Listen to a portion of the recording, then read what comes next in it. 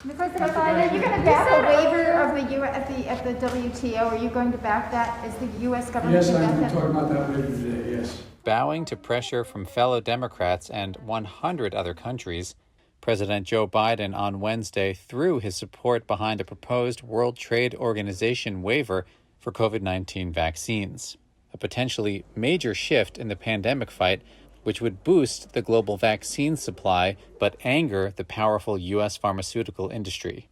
In a tweet, WHO Chief Tedros Adhanom Ghebreyesus called it, quote, a monumental moment in the fight against COVID-19 and, quote, a powerful example of American leadership to address global health challenges. Stocks for vaccine makers Pfizer, Moderna, BioNTech, and Novavax fell on the news.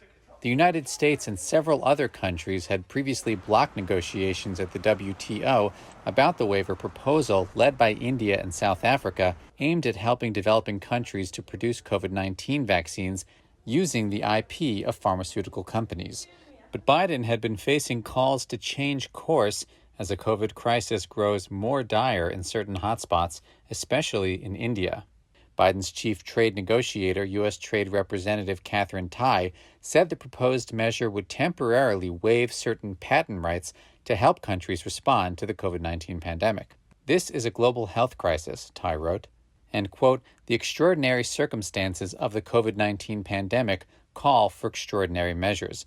The administration believes strongly in intellectual property protections, but in service of ending this pandemic, supports the waiver of those protections for COVID-19 vaccines.